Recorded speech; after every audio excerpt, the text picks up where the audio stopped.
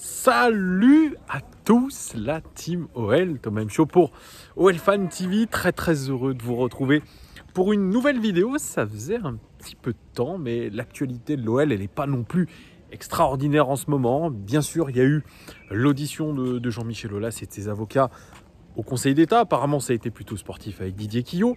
Il y aura une réponse la semaine prochaine. On a quand même très peu de chances de voir la Ligue 1 reprendre. C'est ce qu'il faut se dire. Mais bon, voilà, c'est le barreau d'honneur un petit peu de Jean-Michel Aulas. Au niveau plutôt OL Daily Mercato, les gars. Là, il y a un petit peu d'actualité. Je dis bien un petit peu, quand même. Puisque aujourd'hui, on nous apprend par Foot Mercato, mais des sources concordantes quand même, que l'Olympique lyonnais s'intéresse au tout récent international allemand qui évolue du côté du Bayer Leverkusen. Il s'appelle Nadien Amiri.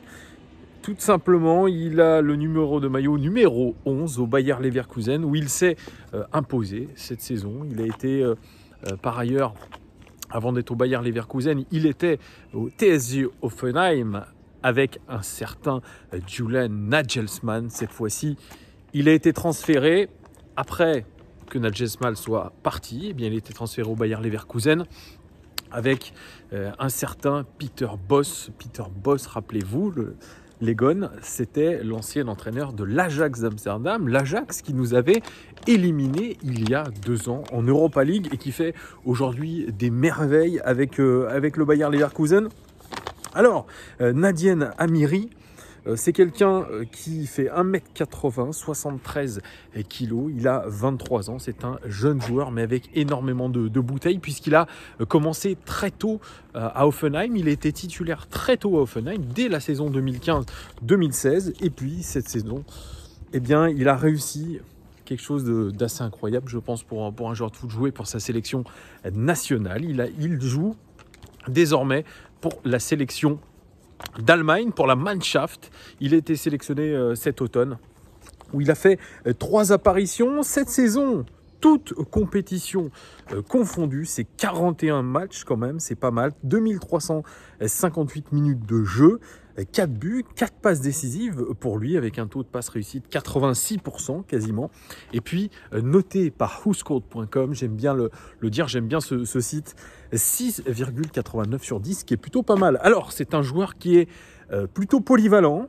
C'est quelqu'un qui peut jouer milieu offensif central, milieu offensif gauche, attaquant gauche, milieu défensif droit, milieu offensif droit. Vous voyez, il est extrêmement polyvalent sur le poste un petit peu milieu de terrain, attaquant.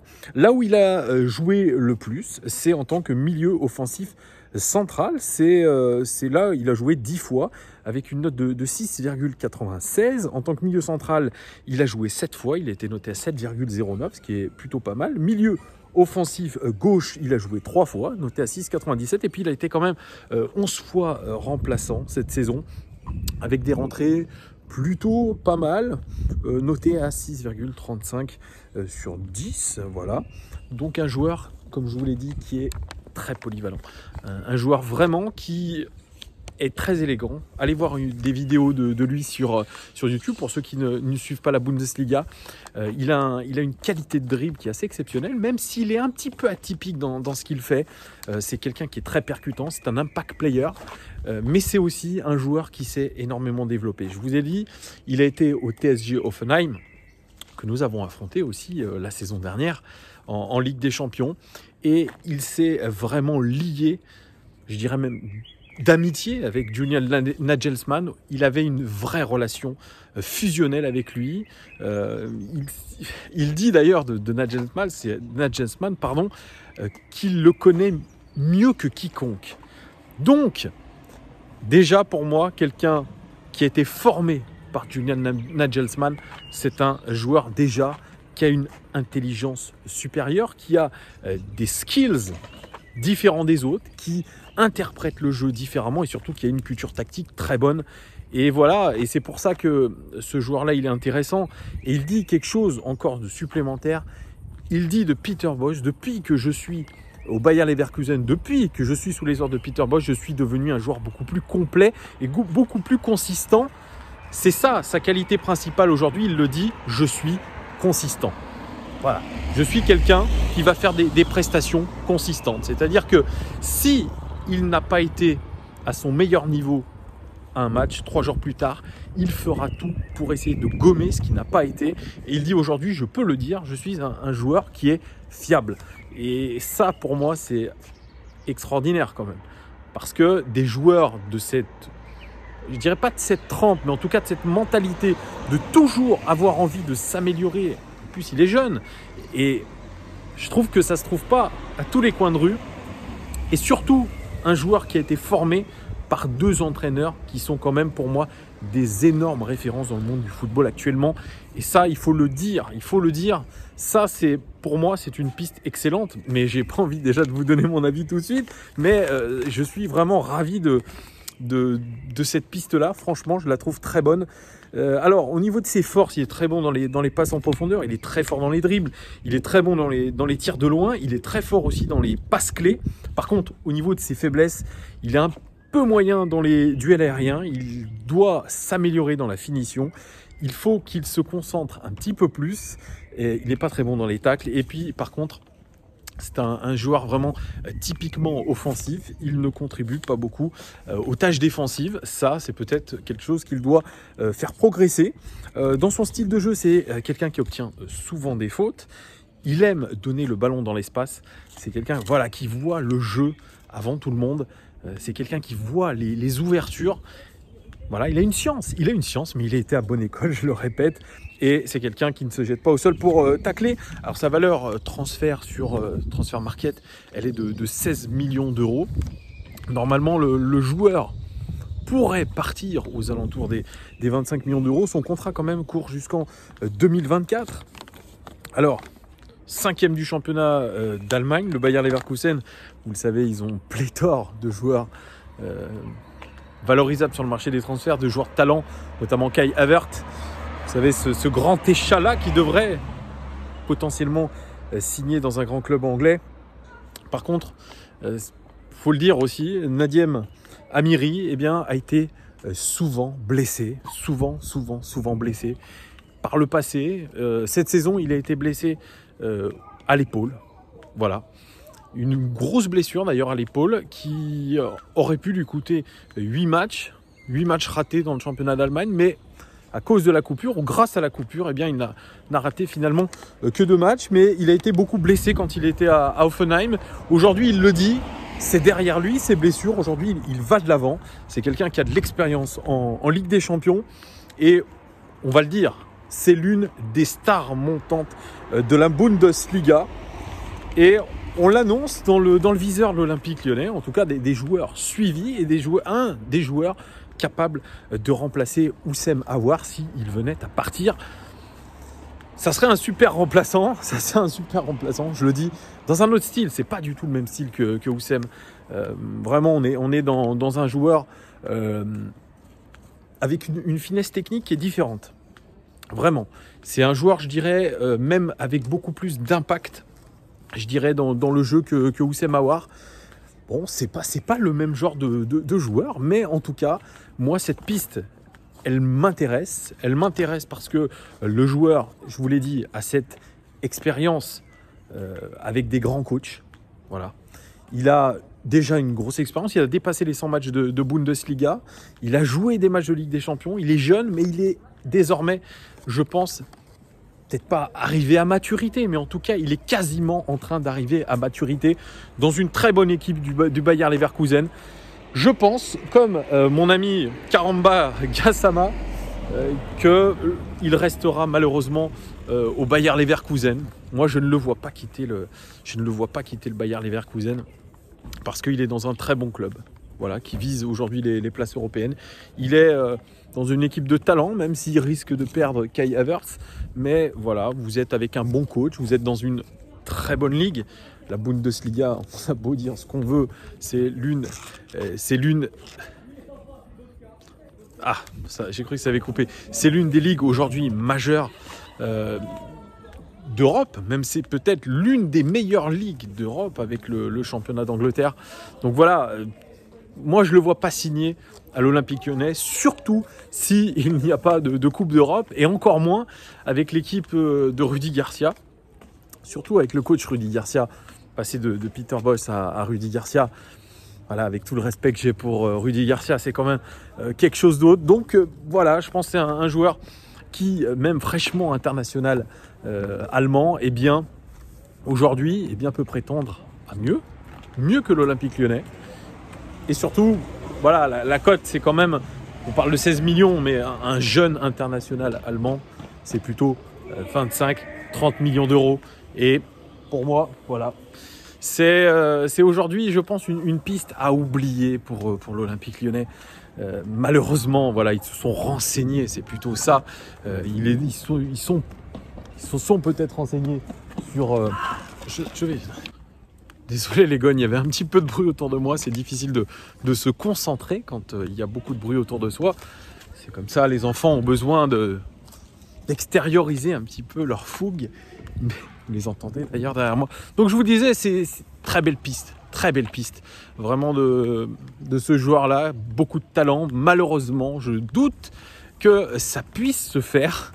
Voilà, on est intéressé. En tout cas, on a vu que le prix transfert market était à peu près dans nos cordes, mais voilà, soyons réalistes. Est-ce que aujourd'hui partir à l'Olympique Lyonnais, partir du Bayer Leverkusen où vous êtes quasiment titulaire pour venir à l'OL qui n'est même pas sûr d'accéder à la Coupe d'Europe, je crois que voilà, j'ai pas besoin de m'éterniser sur le sujet. Vous en ferez les conclusions que vous voudrez.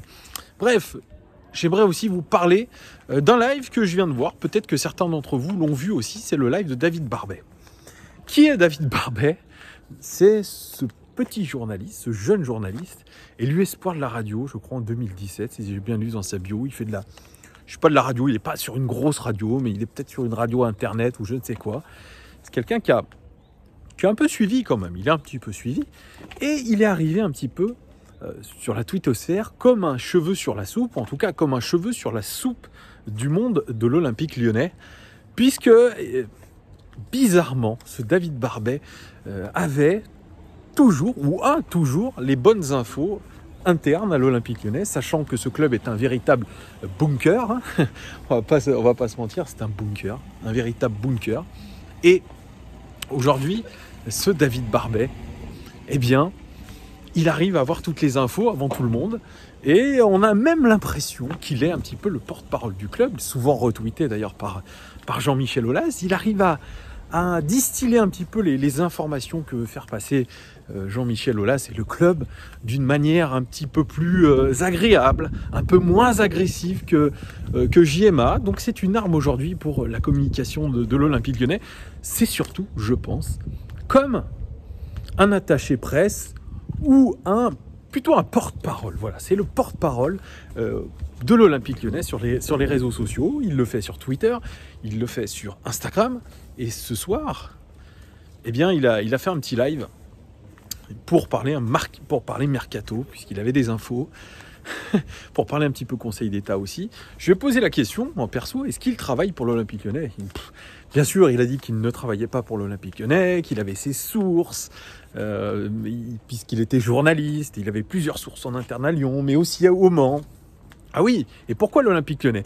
Ah bah oui, pourquoi l'Olympique Lyonnais ? Parce que je supporte l'Olympique Lyonnais, bien évidemment, mais on peut le dire, il travaille d'une manière officieuse pour l'OL, puisque toutes ces informations, eh bien, ce sont des informations qu'il a glanées, effectivement, par des sources internes qui sont compliquées à avoir. J'en ai fait les frais.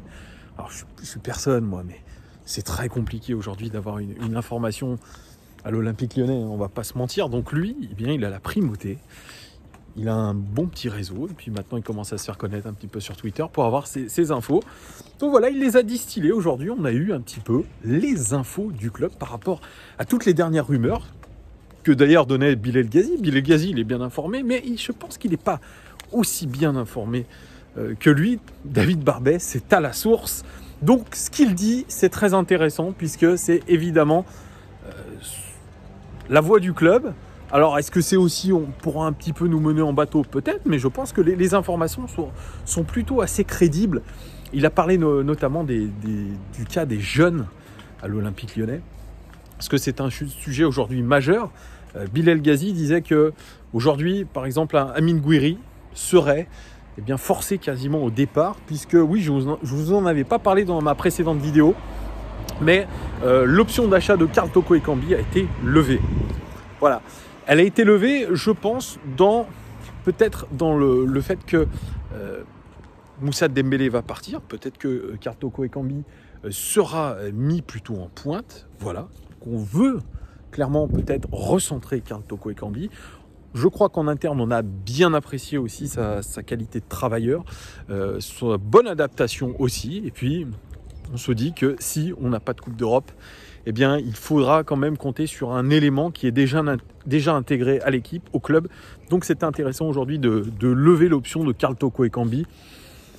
Moi, je dis pourquoi pas. Voilà, pourquoi pas. Par contre, évidemment, si vous levez l'option de Karl Toko Ekambi, eh bien, Amine Gouiri, ça lui laisse que très peu de chances de pouvoir jouer dans cette future équipe de l'Olympique Lyonnais. Mais bon, vous le savez, Amine Gouiri n'est pas très apprécié par le staff lyonnais. C'est pas un secret de polichinelle. Aujourd'hui, depuis sa blessure au ligament croisé, il n'a jamais réussi réellement à s'imposer. Il a fait quelques matchs en Coupe de France notamment, mais ça n'a jamais été... on n'a jamais voulu le lancer dans le grand bain d'une manière continue. On lui a même dit, écoute, si tu veux jouer, puisque tu as l'air d'être impatient, si tu veux jouer, eh bien, nous, on te propose de partir en prêt au Havre, à Nîmes. Réponse de Amine Gouiri, c'est niet, moi, je veux m'imposer à l'Olympique Lyonnais. Eh bien, en disant ça au coach, en disant ça au staff lyonnais, en disant ça à Juninho, eh bien, il s'exposait, Amine Gouiri, à une féroce concurrence et au fait peut-être de ne jamais jouer et de jouer uniquement en Youth League où il a fait de très bons matchs d'ailleurs. Et petite pique adressée par Rudy Garcia à Amine Gouiri, les matchs de Youth League c'est bien, mais ça n'a rien à voir avec des matchs de Ligue 1. Voilà, donc en gros, je pense que Rudy Garcia trouve que Amine Gouiri est un bon joueur de Youth League, est un bon joueur peut-être de National 2, mais pas encore un joueur de Ligue 1. Et forcément, je pense que ça peut irriter Amine Gouiri, ça a sûrement dû le blesser. Et vu qu'il s'est rendu compte un petit peu que le staff et le club ne lui faisaient pas trop confiance et qu'il allait lui faire payer le fait qu'il ne soit pas parti en prêt, eh bien, il a traîné des pieds. Il a traîné des pieds, Amine Gouiri. D'ailleurs, David Barbel dit certains jeunes traînent un petit peu leur mélancolie sur le terrain. Ils sont un petit peu tir au flanc à l'entraînement. Voilà, parce qu'ils sont aujourd'hui déçus de ne pas rentrer dans une rotation et de ne pas avoir leur chance de jouer. C'est le cas de Amine Gouiri. Apparemment, on compte quand même sur Amine Gouiri, mais on lui dit encore une nouvelle fois, Amine, tu as du talent. Amine, tu es intéressant, mais il va falloir aujourd'hui que tu patientes. Et les jeunes aujourd'hui ne sont pas prêts à patienter, surtout quand ils voient que les titulaires ne sont pas forcément des foot de guerre. Voilà, ils sont un petit peu... je pense qu'ils sont un petit peu piqués quand on pense que Amine Gouiri... c'est pas le même poste que Cornet, mais en tout cas que Maxwell Cornet soit préféré à Amine Gouiri aujourd'hui, c'est sidérant. Bref, je vais essayer de pas trop faire long parce que la vidéo elle est déjà un petit peu longue. C'est un peu la même chose pour Barr. Barr, il n'a pas eu sa chance. Il a fait une bribe de match, 45 minutes contre Nîmes, si je me souviens bien, où il a été correct sans être extraordinaire, mais il a eu sa chance. Il l'a plus ou moins saisi, puis derrière, eh bien, disparu. Et moi, je l'avais croisé après une déroute de l'OL, je ne sais plus quel match à domicile. Je l'avais croisé avec ses parents. Très timide, le garçon, mais ses parents, je les ai trouvés très sympathiques et beaucoup les pieds sur terre. Et il me disait, ben non, Melvin, c'est quelqu'un qui est attaché au club, il a envie de rester à Lyon, il n'a pas envie de partir.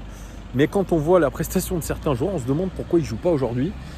C'est un petit peu la même chose que Amine Gouiri. Je pense qu'il paye peut-être un comportement pas assez professionnel à l'entraînement, ou en tout cas, il ne donne pas, je pense, la plénitude de ce qu'il peut faire à l'entraînement. Peut-être aussi qu'il est stressé, peut-être qu'il ne se sent pas bien, mais en tout cas, je pense qu'on est beaucoup sur des attitudes aussi.